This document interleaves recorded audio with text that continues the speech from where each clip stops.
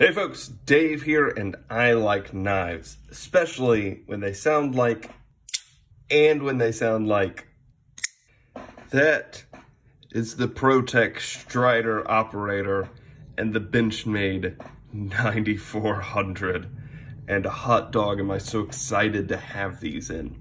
This I picked up last Thursday, so it saw it in my Spyderco video. But this I picked up last night. I also picked up an Adamas yesterday, came in the mail, and it's the exact opposite of both of these. It's a ridiculous, absurd boat anchor. But these are two fascinating pieces that I have been super excited about for a very long time. And I finally was able to pick them up. The Strider Operator, I missed the initial drop. I was convinced that it was only going to be a one-run kind of thing, and then I saw it pop back up in the marketplace from Blade Ops, who also sent me this quality bee. The Adamas, by the way, bought it on Reddit, and he sent me a pretty good bee too. Thank you for that, sir. But the Strider is just gorgeous. The moment, Striders have never made sense to me because, well, particularly the blade shape, that much blade for, what, that much handle for twice again as much handle. I'm big into ratios, and that's a bad ratio. But when you get this in hand, it is so absolutely comfortable that it makes sense. One of the only problems that I'm noticing so far is that because of the chalky aluminum, whenever you slide this into your pocket, sometimes it squeaks. It feels like I'm having brain freeze whenever I talk about the squeak. But with the bat ears, it's beautiful. And also that sound, that feel, goodness, it kicks. The whole point of the Operator series, it's something that Protech is, my understanding is that they're going to go through their entire library and release an Operator in every model. The first one was the Strider, which makes sense, it's their most tactical. Their second one, I think, was a TR3? I don't know anything about Protech, so I don't know why I'm trying to offer opinions on it.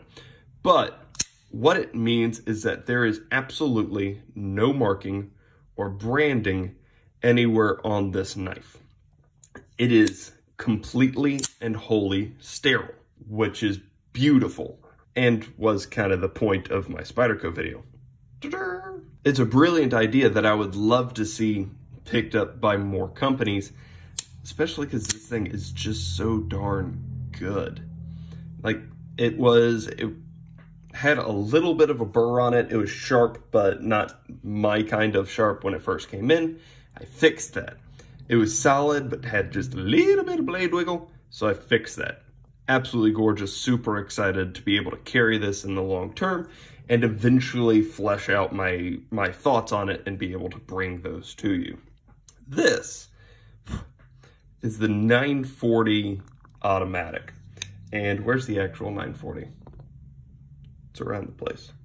I think over here. Aha, I found it. This is, all right, Strider, you can stay up there because you're too pretty to go away.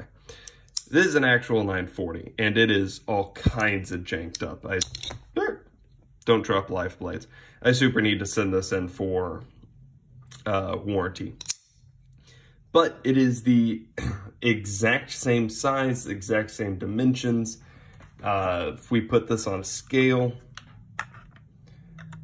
there's the real one at 2.8, or the manual one at 2.8. There is the, there we go.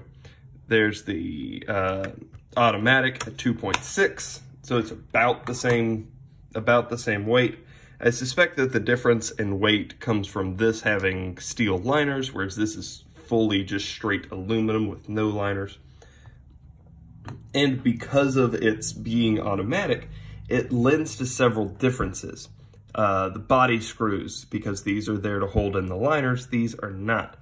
The thumb stud, which I've never been a big fan of. The reason that I don't like a 940 is because it's so thin that I can't get my thumb in there on the thumb stud well enough. Whereas with the automatic, that's not a problem at all. All I got to do is push the button and it fires like it wants to. Absolutely amazing.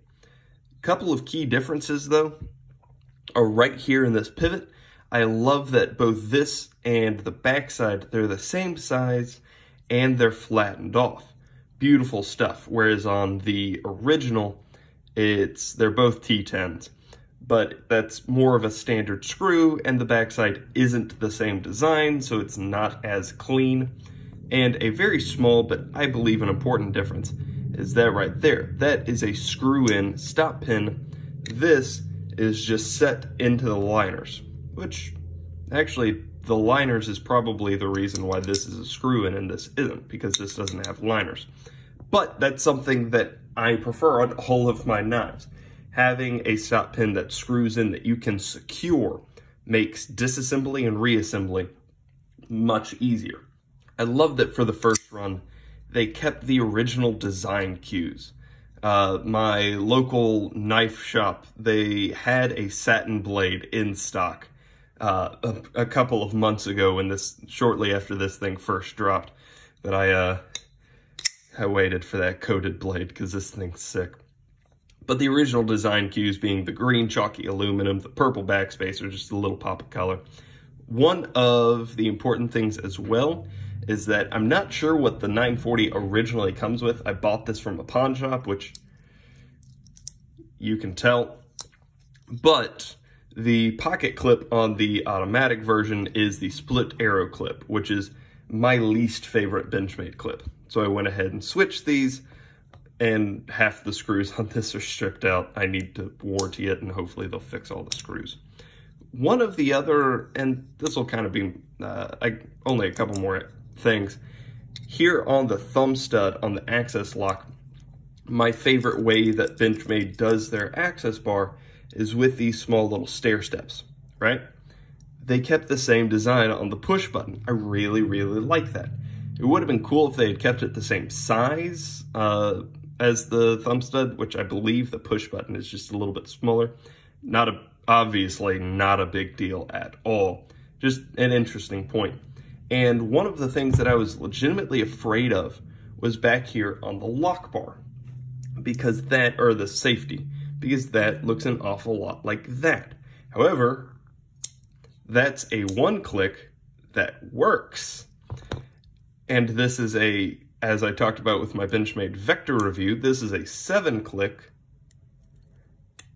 that barely works. It's horrible. It's an incorrect way to do a safety. This, awesome. Correct way to do a safety. And it's even smaller and more out of the way. So if you don't want this thing to have a safety, it functionally doesn't. The button is small enough and recessed enough that that's not a big danger. I love this thing. I'm so excited to finally have a 940 that I like and that I can enjoy. The Strider is just beautiful. It's so well made. It's my first Protech. It's my first Strider. These two items I am so excited to have in my pocket, and this also exists. So like I said, over the coming weeks and months, I'm going to spend a lot more personal time with these two items. I'll bring you my full, well thought out thoughts. I don't know if they'll be well thought out, but I mean, started taking notes, I guess, at some point. And until then, if you have any questions, comments, concerns, or suggestions, let me know down below. And other than that, y'all have a great day. Bye.